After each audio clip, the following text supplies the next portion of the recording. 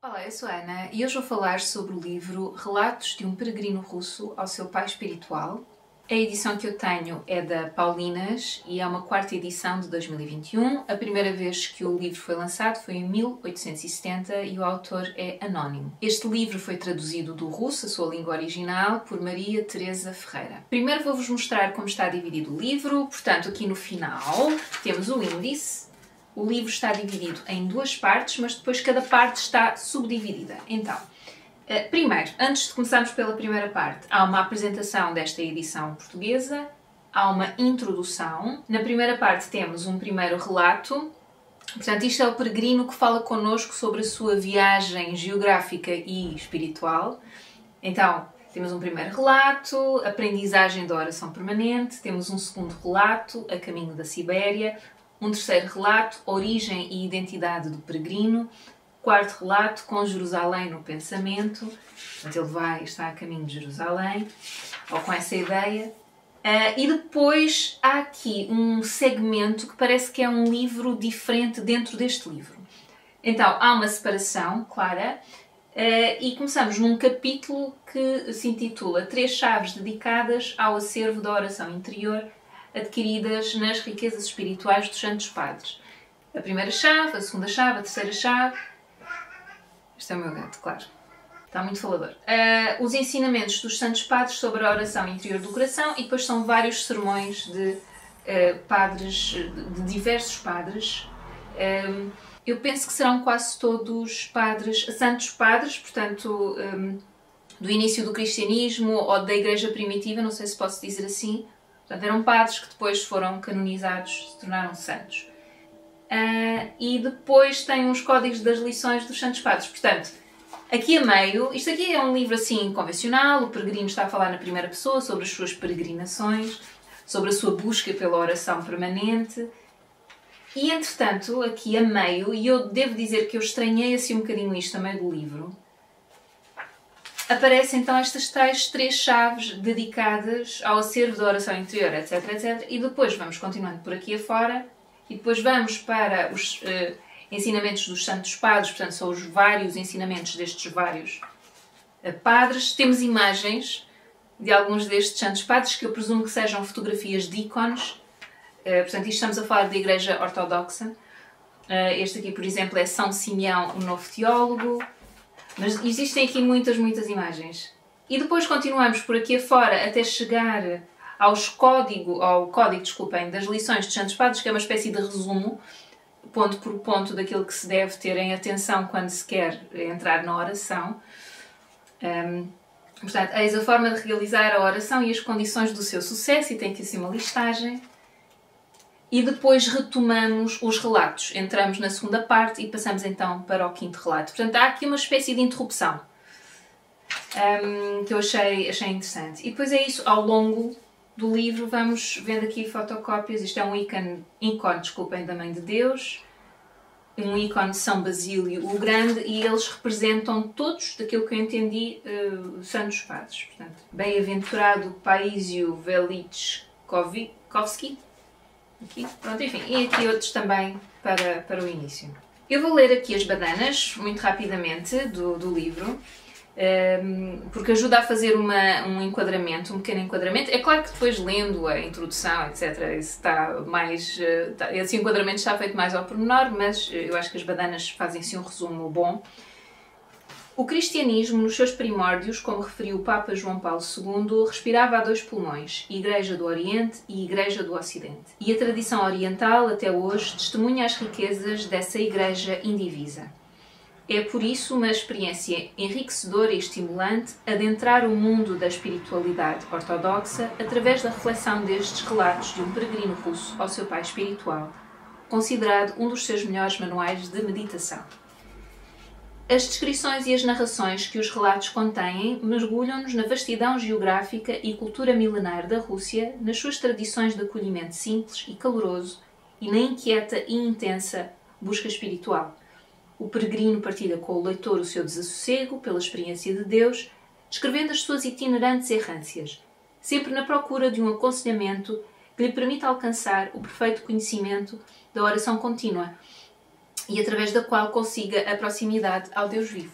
Pronto. Então esta é assim acho que dá para dar esse tal enquadramento do livro e explicar mais ou menos ao que é que o livro se propõe. Vou ler aqui muito rapidamente uns textinhos que estão na introdução. A introdução foi escrita em 1948 pelo professor Cipriano, arquimandrita do Mosteiro de São Ségio. E então diz aqui logo no início, os relatos na página 13, desculpem, os relatos de um peregrino russo ao seu pai espiritual são bem conhecidos da sociedade russa há muito tempo. Foram escritos na segunda metade do século XIX e divulgados tanto em forma de livro impresso como em forma de manuscrito. Consta que São Paísio, abade do mosteiro de São Miguel Arcanjo, da diocese de Kazan, terá copiado os manuscritos de um monge russo de Athos. Eu acho que aqui Athos deve ser o Monte Athos. Eu já falei desse filme aqui no canal. E tê-lo já publicado. Em 1884, em Moscovo, já saía a 4ª edição. E depois aqui, e depois diz assim, desconhece-se o nome do autor destes relatos e, portanto, levantaram-se várias hipóteses. É costume, quando isso acontece. E depois eu assinalei também aqui na página 15, levanta-se a questão de não sabermos se os últimos 3 relatos pertencem ao mesmo autor dos primeiros 4. Portanto, eu disse que o livro está dividido por 2 partes. Na primeira parte temos 4 relatos e depois aquela espécie de livro autónomo dentro do próprio livro. E depois, quando passamos para a segunda parte, temos mais 3 relatos, que é o 5º, o 6º e o 7º. E o que ele diz aqui é que não se tem a certeza se pertencem ao mesmo autor. Parece estranho que só em 1911, depois do livro já ter sido publicado 4 vezes, tenham aparecido de repente e sido divulgados por toda a Rússia os últimos relatos. Também acho isso curioso. Mas de facto, se o livro tivesse terminado no 4º relato, parecia um pouco incompleto. Então, aqueles 3, se foram escritos depois ou não foram escritos depois, acho que ajudam a complementar e adicionam algumas ideias interessantes também acerca da oração contínua, ou oração permanente, ou oração do coração, ou oração de Jesus. Chamam-lhe muitas coisas.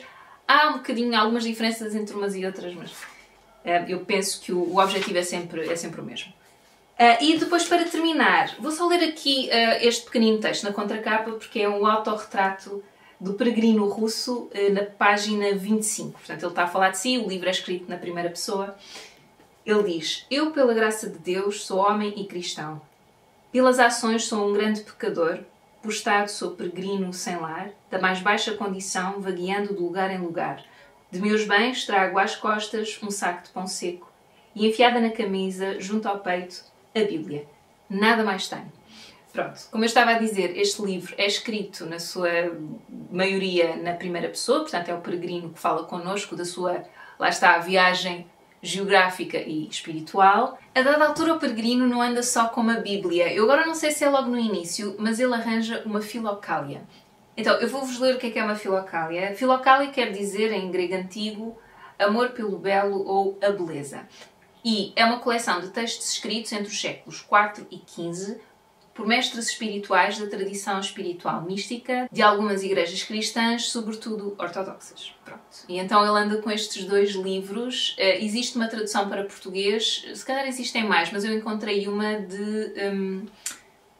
da editora Paulinas também, da mesma editora, mas não é a coleção completa, é uma seleção de alguns desses textos. Então, este peregrino está a contar a sua peregrinação, não é? Ele vai encontrando várias pessoas pelo caminho, entre monges e ermitas, porque ele quer encontrar alguém que o ajude a guiar nesta sua busca pela oração permanente, que no fundo é orar sem parar, estar sempre a orar. E encontra monges, ermitas, mas também crentes, pessoas descrentes, e eu acho inspiradora a forma como ele vê estes encontros como sempre uma oportunidade de aprender algo sobre a fé no geral e sobre a sua própria fé. Portanto, ele acha sempre estes encontros, parece-me, enriquecedores, de alguma forma. Portanto, não só com aquelas pessoas que concordam com ele ou que o ajudam, mas também com aquelas pessoas que o desafiam. E isso acontece muito neste livro, que são pessoas que questionam e que perguntam: mas porquê? Que disparate, oração permanente? Mas orar para quê? Eu não acredito em Deus. Essas pessoas vão aparecendo no livro também. E é interessante porque há uma argumentação e uma contra-argumentação que eu acho que se torna até um bocado mais forte mais para o fim do livro, mais para o último relato, o sétimo. Então, eu escolhi aqui algumas passagens para vos ler, mas vou tentar não amassar para isto não ficar longuíssimo. Então, assinalei logo na página 25 o que serve de motor para a sua busca. Portanto, isto é logo no primeiro relato, página 25 e 26. Ele diz assim: no 24º domingo, após o dia da Trindade, entrei numa igreja e fui à missa orar. Estava a ler uma das passagens da epístola do apóstolo aos Tessalonicenses que dizia: orai sem cessar.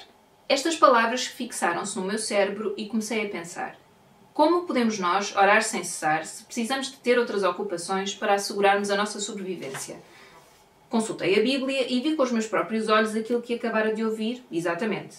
É preciso orar sem cessar, orar sempre em união com o Espírito, erguendo as mãos puras em todo o lado. Ele coloca aqui quais são as referências da Bíblia a estes textos. Pus-me a pensar sem saber o que decidir.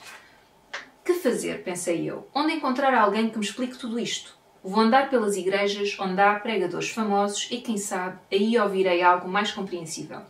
Assim fiz. Ouvi muitos e bons sermões sobre a oração, mas eram todos sobre a oração em geral. O que é a oração, porque é necessário orar e quais os frutos da oração. No entanto, nenhum ensinava a verdadeira forma de orar. Houve um sermão sobre a oração com o Espírito e sobre a oração sem cessar, mas não houve qualquer indicação quanto ao modo de a praticar. Portanto, nesses sermões não encontrei o que eu tanto desejava. Pronto, e esta citação foi uma citação que apareceu num curso que eu fiz há uns meses e que foi dado pelo Centro de Espiritualidade Redentorista. Foi um curso online. Eles dão vários materiais de apoio, há uns ficheiros áudio e depois há umas sessões por Zoom, onde podemos conversar, colocar questões, etc. E um desses materiais de apoio era um excerto deste livro, e era este excerto em que ele diz, no fundo: eu gostava de saber orar, mas eu não sei por onde começar ou como fazê-lo. E atingir esse estado de oração permanente. E como, eu não digo que eu procure a oração permanente, mas queria saber mais como orar, ter mais indicações, como fazer a oração cristã. E então, gostei muito deste excerto, é isso, não era só este bocadinho, tinha um bocadinho mais, e eu pensei, olha, se não for muito caro vou comprar o livro. Pronto, então comprei, e por isso é que eu li. E realmente é um manual de oração, de facto. E acho que é um livro que, para quem gosta deste tipo de coisas... O meu gato anda... Isto foi ele saltar para o chão com um brinquedo... Não, bom. E eu acho que, de facto... Desculpem, agora distraí-me um bocado. Mas eu acho que, de facto, este é um livro de instruções sobre a oração. Mas que, ao mesmo tempo, tem outras questões, levanta outras questões também. Que podem ser as nossas questões. Porque eu acho que estas dúvidas que são apresentadas no livro, na boca de outras personagens, são questões que eu agora, no século XXI, não é? Não sei quantos anos depois, continuo a ter essas questões, e como eu acredito que muitas mais pessoas também. Pronto, então acho que este livro tem também a sua utilidade nesse sentido mais prático. Acho que é um livro que pode ser para consulta. Eu já estou a resumir quase tudo agora, não é? Mas de facto... eu vejo-o assim, como um livro que gostei muito de ler de fio a pavio, mas que acho que pode ser um livro de consulta também, ou de releitura, etc. Depois aqui na página 68, ele fala do que procura e as dificuldades com que se vai deparando. Eu tenho aqui o computador, por isso é que vou olhando para ali de vez em quando. E ele diz assim: a minha preocupação era ter mais conhecimentos, sobretudo da oração interior, para que pudesse atingir a oração espontânea e permanente no coração. Portanto, há um objetivo. Ele tem um objetivo. Aqui há uma nota da tradutora que diz que, quando ele diz que quer atingir a oração espontânea, é no sentido de automática. Ser uma oração automática, portanto, sem pensar. Sempre a repetir-se. Depois aqui na página 95 eu falo de consciência da sua natureza humana. Portanto, o peregrino, ele no início do livro encontra um monge que o ajuda bastante a orientar a sua prática e para atingir essa oração permanente. E então o peregrino fica com este monge bastante tempo. Entretanto, o monge morre e o peregrino, muito choroso, continua o seu caminho. Será que é aqui que ele fica com a Filocália? Se calhar é. Se calhar era um livro do monge. Não sei, não quero mentir, já não me lembro. Pronto, mas o peregrino continua o seu caminho. Porque a vida do peregrino, como era? Portanto, ele viajava sozinho, a maior parte das vezes, a menos que arranjasse companhia por acaso, com a sua Bíblia, neste caso também já com a Filocália. 2 livros, e depois ia parando em alguns pontos, pedindo guarida e comida, oferecendo em troca algum trabalho de que pudessem estar a precisar. Alguns sítios aceitavam, portanto, esse trabalho em troca da comida do acolhimento, não é? Noutros sítios, não. Às vezes também, eu penso que ele fala a dada altura de hospedarias cristãs também, que ele vai encontrando pelo caminho. Portanto, estamos a falar de pessoas, desde pessoas bastante pobres a pessoas bastante ricas. Portanto, vão variando as pessoas com que ele se vai cruzando e ele descreve como é que elas são, como é que não são. E é isso, e parece que todas o inspiram de alguma forma. Pronto. E então, neste caso, na página 95, é um destes casos. Ele parou num destes sítios, eu já não me lembro exatamente porquê. Mas ficou lá há algum tempo e acho que ele ajudou a curar a mulher de quem o acolheu. Essa parte, desculpa, já não me lembro bem, mas ele diz assim: depois disto espalhou-se pelos arredores que eu era profeta, mágico e curandeiro. Vinham pessoas de todo o lado para me consultarem sobre os seus problemas. Traziam-me presentes e comecei a ser admirado e respeitado. Ao fim de uma semana, porém, durante a noite e em segredo, fui-me embora, por receio de me transformar num vaidoso e dissipador. E eu achei muito interessante isto, porque ele revela aqui muito bom senso, não é? Porque eu acho que é muito fácil quando as pessoas nos admiram muito e gostam muito, querem muito ter a nossa opinião, não sei o quê, deixar-nos levar um pouco por isso e ficarmos confortáveis nesse papel. Ou seja, aquilo que eu gostei nesta passagem foi ele ter consciência que se ele continuasse ali, que estava bastante confortável, naquele lugar e naquela posição, e poderia até continuar a tentar essa busca pela oração permanente ali, mas percebeu que estava a ser muito apaparicado e que isso estava a mexer com o ego dele, e que isso não seria benéfico a longo prazo. E eu às vezes sinto que nós temos muitos guias espirituais, ou que fazem às vezes de guias espirituais nos tempos que correm, aquilo que chamam os gurus, ou pessoal de autoajuda, coaches. Temos muita coisa, não é? Porque toda a gente tem uma plataforma. Eu própria, daqui, não é? Toda a gente pode ter uma plataforma, seja no YouTube, seja no Instagram, seja onde for. TikTok, neste momento, também. Elas vão mudando, mas o resultado é sempre um bocado o mesmo, ou o propósito é sempre um bocado o mesmo. E eu às vezes acho que essas pessoas, de uma maneira geral, ok, não estou a dizer que são todas, mas de uma maneira geral, são pessoas um pouco vaidosas. E ele dizer isto aqui, porque se calhar sim, fizeram alguma coisa que correu bem, ou ajudaram alguém e depois de repente pensam, ok, este é o meu propósito. Só que depois começa a tornar-se num culto de personalidade. E é isso que a pessoa pretende. E eu já não falo daquelas que o fazem porque querem tirar algum lucro, não é? Porque estão a vender seja o que for. Portanto, não é do altruísmo ou do bem do seu coração, não é? Quer dizer, é para fazer um negócio, é para viver disso. Ok? E logo aí tenho, assim, alguns problemas com isso. Já fico muito desconfiada. Para mim, há uma comunidade que eu gosto muito, acho que também já falei dela aqui, que é esta comunidade de espiritualidade redentorista, é verdade. Para quem tenha interesse, eles têm cursos, são gratuitos e uma pessoa pode, se quiser, dar um donativo daquilo que quiser. Portanto, tecnicamente, mesmo que uma pessoa não tenha dinheiro, pode participar e isso é muito bom. E depois, e são cursos muito, muito interessantes, e para quem tem interesse por estes temas, claro. E depois há o Plum Village, que já é uma comunidade budista, portanto o Centro de Espiritualidade Redentorista é cristã católica. Esta comunidade Plum Village, eu já falei dela aqui bastantes vezes, é budista. Pronto. E eles disponibilizam imensa coisa para as pessoas, portanto é isso eu acredito que é mesmo altruísta. É claro que eles têm coisas à venda.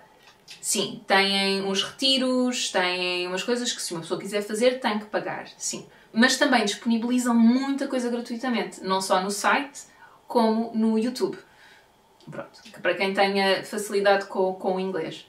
Mas depois, como é uma comunidade bastante grande, há legendas para vários dos vídeos em várias línguas também. Pronto, desculpa.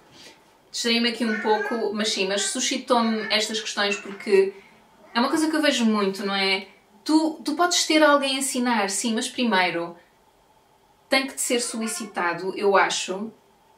Não é isso que eu quero dizer. Há muita gente a achar que tem muito a ensinar aos outros. E eu acho que aí há uma certa arrogância. Não é daquelas pessoas que dizem eu é que te vou dizer como é que tu deves viver e o que é que deves fazer para ser feliz. E há aí muita arrogância. E eu acho que o ponto de partida é logo o errado. Pronto. E então, aquilo que me parece... Foi do que eu me lembrei quando li esta parte e por isso é que a apontei. Porque lembrei-me logo destas pessoas que são aí, que se vêem em Catadupa. Enfim, mas vamos avançar. Então, página 94. Sim, assinalei o sobrenatural que vai aparecendo de vez em quando no livro. Já falei sobre isso aqui. Não sei se já falei, porque houve aqui uma parte que eu cortei porque o meu gato estava a fazer muito barulho, desculpem. Mas basicamente há este lado sobrenatural no livro em que o peregrino vai sonhando de vez em quando com o monge, portanto o primeiro monge que ele conheceu e que impulsionou mais ainda esta procura do peregrino e que lhe vai aparecendo em sonhos ou em visões. Acho que já falei disso, não já? Pronto, então isso também aparece de vez em quando aqui no livro. Depois, entre a página 99 e 104, o peregrino apresenta-se. Ele fala de si e de como é que ficou nesta posição de andar de um lado para o outro em busca da oração do coração e escolhendo esta vida errante e muito difícil. Assim, resumidamente, ele tem 33 anos e começou a sua vida de peregrinação aos 20. Já se tinha casado, já tinha perdido a mulher, portanto... eu acho que eles não chegaram a ter filhos, não tenho a certeza, mas ele não tem. A minha dúvida é se tiveram e morreu, mas ele ficou sozinho. A dada altura ficou sozinho e decidiu tornar-se peregrino. Ai pá, o meu gato, a sério, o meu gato mais velho anda demais. Semic, está tudo bem? Eu não sei, ele anda muito agitado, não sei o que é que se faz. Outra vez? É que ele pega na meia dele, mas eu não vos vou mostrar porque isto é indecente. Este não é o vídeo para isso. Então, vamos avançar. Depois, na página 114... eu deixo... É a nota, não é... Página 114 tem aqui uma nota, que é assim um bocadinho mais... que é um bocadinho maiorzita. Este livro não tem muitas notas e elas são muito fáceis de acompanhar. Não é daqueles livros que estão cheios de notas por todo lado. Então, nota 59, ícone. Quadro com pintura religiosa, porque ele fala aqui de um ícone a dada altura. Entramos no gabinete recheado de muitos livros, maravilhosos ícones. Portanto, esta é mais uma das pessoas que o peregrino vai encontrando na sua peregrinação.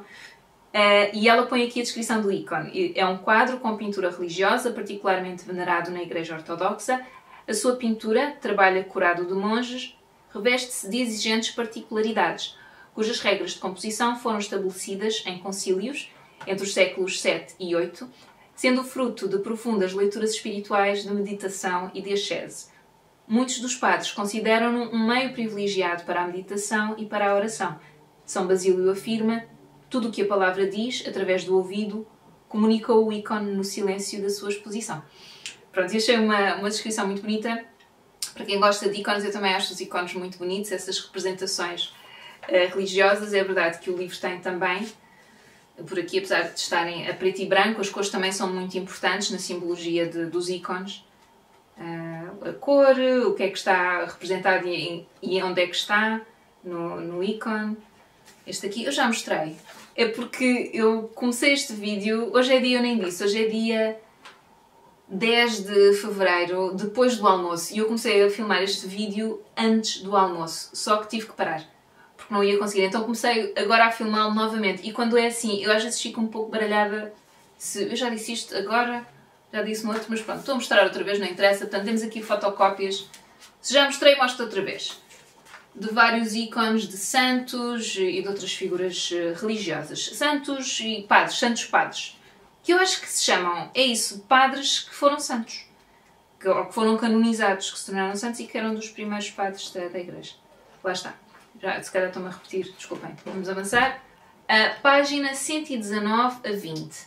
Problemática recorrente de como integrar a oração no dia-a-dia e que é uma problemática que regressa em força no último relato, que é um último capítulozito do livro, em que temos uma personagem que se chama Professor, que é o professor, que vai rebatendo. Ele está à conversa com o peregrino, com um ermita e com um monge. Penso que não está lá mais ninguém, acho que é isto. E o professor vai levantando questões acerca da oração e problemas do género. Mas uma pessoa, se não for digna de rezar o nome de Deus. Mas orar sem cessar e sem pensar, mas isso não está errado, isso não é sacrílego. Mas sei lá, mas é muito difícil porque eu no meu dia-a-dia, no trabalho, e eu trabalho com textos, sou professor, como é que eu vou conseguir estar sempre a recitar uma oração se estou a trabalhar com texto? Pronto, ele vai levantando essas problemáticas e isso vai sendo rebatido, mas já agora, deixem-me ver se encontro o que é que eu assinalei concretamente, portanto, página 119, 120... sim, ele está a falar com alguém que lhe diz: é um assunto importante e quase impossível para quem vive no mundo alcançar a oração interior. Exclamou ele. Para fazermos a oração habitual sem preguiça, temos de ter a ajuda do Senhor. Não penseis assim, paizinho. Se fosse impossível, difícil de superar, Deus não teria feito esse pedido. A sua força manifesta-se na fraqueza. Os santos padres propõem meios que simplificam o caminho para atingir a oração do coração. Para os ermitas do mundo, eles indicam meios especiais e superiores, mas também para os simples cristãos. Ele indica os meios que nos conduzem à verdadeira oração interior. Ainda nunca me foi dado ler sobre isso em pormenor, disse o Senhor. Se me permitir, eu leio-lhe alguns trechos da Filocália. Peguei no livro e procurei uma passagem de São Pedro Damasceno, na terceira parte, página 48, não sei que edição é esta, onde se lê o seguinte: deve-se aprender a invocar mais o nome de Deus do que a respirar, em qualquer tempo, em qualquer lugar e em qualquer ocasião. O apóstolo disse: orai sem cessar, isto é, ele diz-nos que nos lembremos de Deus em qualquer altura e em todas as coisas. Em tudo o que faças, deves ter em mente o Criador de todas as coisas. Se vês a luz, lembra-te de quem te a deu. Se vês o céu, a terra, o mar e tudo o que neles se encontra, admira e enaltece o seu Criador. Ao vestir-te, lembra-te de quem te deu essa dádiva e agradece-lhe a Ele que provê a tua vida. Pronto, e vai por aí afora. E enfim, achei muito bonita esta, porque são dicas de facto práticas de género, ok, então ele diz dá perfeitamente para integrar a oração contínua no dia-a-dia. Tens que fazer é assim, ou desta forma. E eu achei interessante. Depois, na página 185, ele fala de abstinência. E depois eu fiquei a pensar do que é que seria a abstinência nos dias de hoje. Lembrei-me de uma conversa que vi há uns tempos no YouTube sobre isso. Este gato está demais, pronto. Diz-se... isto é de um sermão. Isto é de um sermão de um dos padres. Portanto, está naquela parte do livro que parece que tem um livro autónomo. Pronto. E diz aqui a dada altura, este é um sermão de São Filoteu do Sinai. Diz-se com justiça que a abstinência... Diz-se com justiça que a abstinência se deve chamar o caminho. Porque ela leva-nos ao domínio àquilo que existe dentro de nós e no futuro a ações inteligentes. Mestria espiritual. Porque ela fabrica e bruna os costumes espirituais e a paixão, tornar-se-á indiferença. Ela é como uma pequena janela luminosa pela qual Deus aparece à mente. Pronto. E eu quando estava a falar da abstinência, tipo, o que é que seria a abstinência hoje? É isso, lembrei-me de uma conversa que eu ouvi no YouTube há uns tempos sobre precisamente um místico da Igreja Ortodoxa também.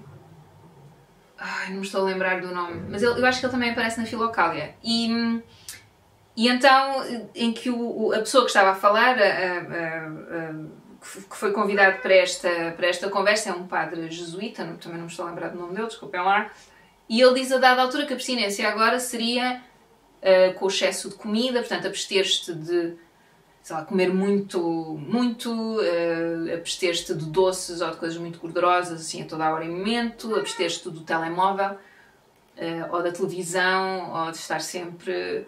Ou seja, dessas coisas que são estímulos que podem às vezes dominar e afastar-te do que realmente importa. Pronto, então... E também o consumo também entra no que poderia ser uma abstinência, a abstinência do consumo. Neste momento, aliás, eu acho que o consumo alberga tudo isto, alberga consumo de comida, de compras, não é? de coisas que a gente não necessita de facto, e programas de televisão, ou redes sociais, enfim, reduzir esses tempos de exposição a essas coisas. E achei que era interessante, que era uma reflexão interessante de como transpor o que seria uma abstinência no século XIX e uma abstinência no século XXI. E desculpem, o meu gato está muito chato. Smeek, já chega! Smeek! Desculpem, deixem-me porque o gato está chatinho. Depois assinalei aqui página 232 ou 233, que é quando a fé e a oração parece servir para algo transacional. Pois, mas eu não... Eu não sublinhei. Chatice. Então o ermita retorquiu. O ermita está a falar com o peregrino, deve ser. Lembras-te, cego e ingrato, quantas vezes a oração te ajudou e te livrou da desgraça? Lembras-te como na adolescência foste salvo milagrosamente das inundações? Lembras-te como uma doença contagiosa levou muitos dos teus vizinhos para o caixão e tu ficaste inteiro?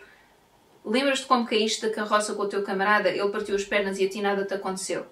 Não sabes que um jovem saudável teu conhecido está hoje na cama incapacitado e tu estás de perfeita saúde sem te queixares de nada? Lembrou-lhe ainda muitas outras coisas. E continua por aí além. Então, no fundo, eu acho que já sei. Eu acho que às vezes eu senti que às vezes apresentava-se aqui no livro, não tenho a certeza, eu devia ter apontado mais. Há aqui algumas ideias que se apresentam no livro que não é bem como eu vejo Deus, não é? E que é nessa vertente ou com essa perspectiva transacional, que se eu rezar, acontecem coisas boas. Ou que se eu cumprir isto tudo à risquinha, a minha vida vai ser espetacular. E não é assim que acontece, não é assim que eu vejo Deus. Pelo menos, pronto. E então, também li aqui uma outra coisa com a qual... eu não acho que tenha de concordar com nada do que está aqui. Eu acho que este livro é inspirador e é um livro que se lê muito bem. E para quem tem interesse sobre estas questões da espiritualidade cristã. Mas há aqui uma ou outra coisa que depois já entram ali no ramo da superstição um bocado e desta relação transacional que a mim não me agrada porque não é assim que eu a vejo e pronto, e na minha perspectiva não acho que deva ser vista dessa forma. Vou orar para obter algo em troca. Não. Acho que dá, de facto, alguma calma e alguma tranquilidade e alento, mas não acho que cure doenças ou que resolva problemas nesse sentido. Acho que pode aliviar sintomas e pode aliviar estados de alma, não é? Se o stress adoece, portanto eu diria que estares calmo e estares tranquilo também te ajuda a manter-te saudável durante mais tempo, mas não acho que cure propriamente. Pronto, é essa a minha perspectiva. Depois, assinalei aqui 281, isto acontece-me bastante, vamos ver o que é, porque eu já não me lembro. 281... a sua natureza fraca tem mais força que a persuasão da razão. Já sei. Que é, tu saberes que a oração te ajuda e ajuda-te no dia-a-dia a lidar com irritações ou com chatices e também, lá está. Eu não penso na oração como uma coisa tão utilitária. Eu penso como pensar em Deus. Eu acredito em Deus e acredito em Jesus Cristo. Portanto, para mim é uma questão espiritual que vai para lá de ser uma coisa utilitária, que era um bocado o que eu andava a sentir com o budismo e que eu sentia que não era muito honesto da minha parte. Sentia que estava a usar um bocado pela parte da meditação e tal. Então, assim, não, se eu sou cristã, eu quero ir pela via cristã. Porque acho que é mais honesto da minha parte. Não rejeito os ensinamentos budistas, acho que são muito ricos, são muito interessantes, mas queria ir por uma via mais, que é a minha via, pronto. Então, não estou a dizer que é só essa parte utilitária, mas de facto, eu percebo que às vezes arranjo muitos motivos para não orar, para não o fazer. E a minha razão, eu sei que a minha razão diz, não, então, mas é pouco tempo, vais-te sentir bem, é uma coisa que te ajuda na tua fé, etc, etc, só que a força do hábito, que é não o fazer, que é distrair-me com outras coisas, que é pensar, não, mas eu tenho que acabar este trabalho primeiro, mas tenho que fazer isto. Sobrepõe-se, portanto, é como contrariar o hábito. Outra coisa que, como... Pronto, eu andei um bocado ali à roda do budismo também, e de vez em quando eu ainda tenho uma sanga online, nós encontramos-nos e eu acho muito bonito e continuo a ir e gosto das pessoas e...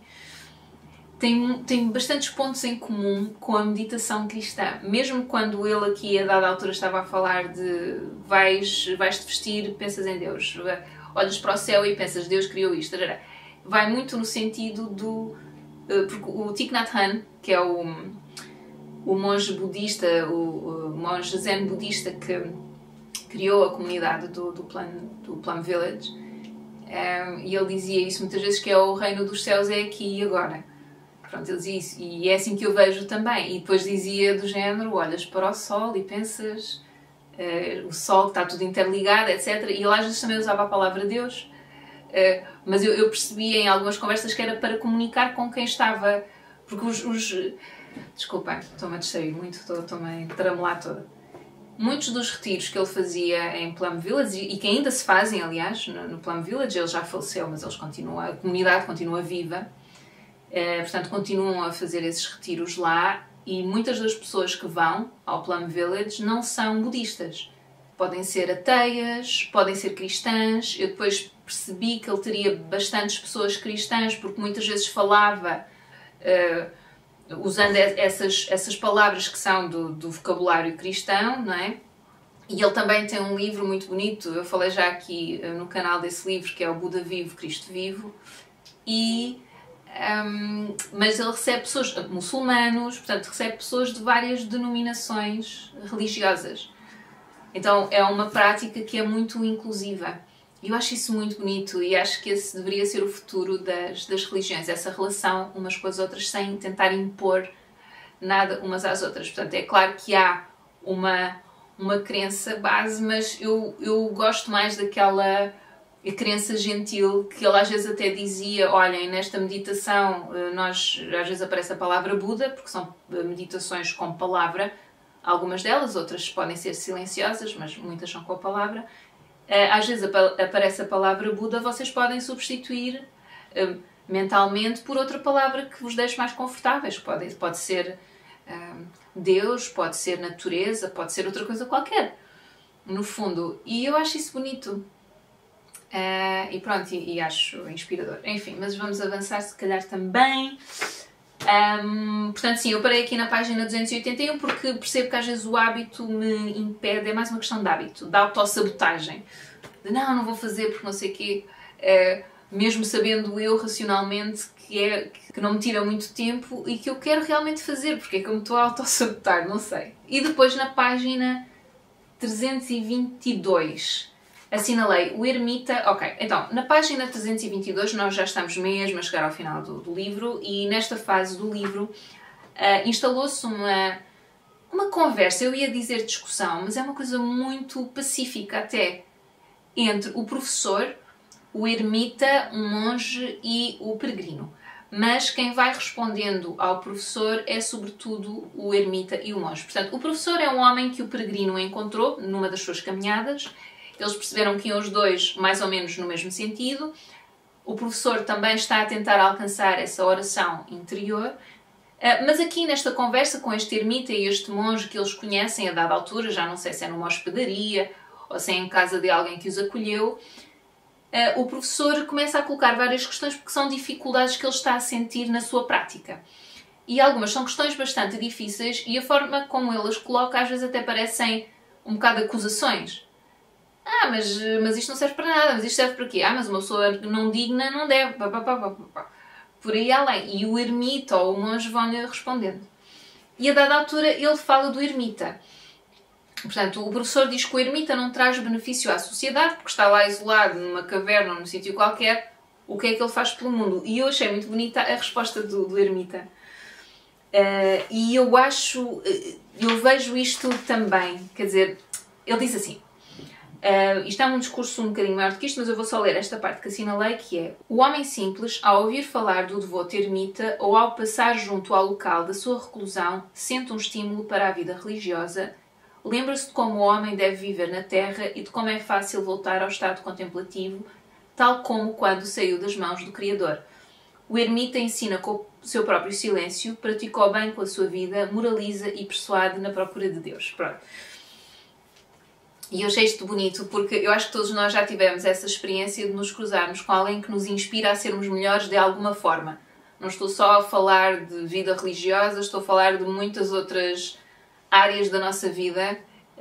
E eu acho que essas pessoas que são muito focadas e muito concentradas num determinado bem, e algo que seja bom e que seja positivo, eu acho que nós naturalmente sentimos inspirados e queremos imitar. Pronto. E então achei esta resposta bonita e acho que é verdadeira também. Portanto, apesar dele viver afastado, o facto de ele levar mesmo a sério, neste caso, a sua vida religiosa, leva a que outras pessoas o levem a sério, vão à sua procura para lhe pedir opinião. Ele está afastado da sociedade para não se deixar tentar como o peregrino ali a dada altura, que já estava a ficar um bocado vaidoso, com presentes e com coisas. Então ele vive afastado, vive na pobreza, etc. E vai assim aconselhando da forma melhor que pode e sem tirar proveito, enfim, sem ter um interesse ulterior dessa ajuda que estará a prestar. Também, portanto, há aqui vários fatores que entram e eu achei isso uma resposta interessante também. E pronto, eu não tenho assim mais nada a dizer, este livro tem muitas outras histórias, claro. Eu acho que é um livro que se lê muito bem para quem não acredita em Deus ou não é cristão. Ou... O que é que eu acho? Olhem, não tenho bem a certeza. Eu acho que este é um livro que, até ao quarto relato, é um livro das viagens do peregrino, sim, as pessoas com quem ele se vai cruzando. Portanto, eu acho que entretém ao mesmo tempo. Eu gosto de estar a dizer isto, portanto, eu como crente, é claro que leio noutra perspectiva, mas... E é muito difícil, eu não consigo ser objetiva, não consigo dizer, não, vou adorar, mesmo não acreditando em Deus. Se calhar não. Mas eu acho que entretém bastante até ao quarto relato, vai ali num ritmo assim fixe. E eu acho o peregrino uma pessoa bondosa e querida e inspiradora também. Porque é isso, porque ele não bate de frente, mesmo quando as pessoas não acreditam e são um bocado brutas e um bocado agressivas com ele. E gozam com ele, ele responde sempre de uma forma assim digna. Então acho uma personagem interessante também. Depois há ali aquele livro adicional que é um bocadinho mais... que sai um bocadinho fora. E depois os 3 últimos relatos são muito naquela coisa de argumento contra argumento. Naquela discussão de quais são os benefícios e quais não são os benefícios. Portanto é uma coisa assim um bocadinho mais... se calhar um bocadinho mais densa e um pouco mais... qual é a palavra? Bom, menos interessante para quem não tenha estes interesses e estas questões interiores também. Pronto, é isso. Eu acho que é um bom livro para consultar, para reler também. Ou seja, para ler, claro, e eu que já li, para consultar, para reler, talvez um dia. E eu gostei bastante de o ler, achei-o muito inspirador. E acho que está escrito de uma forma muito acessível, muito bonita. Eu não acho que seja um livro propriamente... Eu não senti como sendo um livro propriamente doutrinário, mas é um bocadinho, claro. Quer dizer, e mesmo estas partes em que diz, estás a ver, rezaste e não te aconteceu isto, mas ao outro aconteceu, isso eu não gosto nada. Porque eu não vejo nada de Deus dessa forma. Quer dizer, sim, se rezares eu faço todo o bem do mundo, se não, vais ver. Não o vejo assim, quer dizer, não posso acreditar num Deus assim. Não é que castiga uns e beneficia outros, não é assim que eu vejo. Mas pronto, olha só, eu achei um livro inspirador, gostei muito de o ler e é isso, e não tenho mais nada a dizer. E espero que tenham gostado deste vídeo, até à próxima. Tchau, tchau.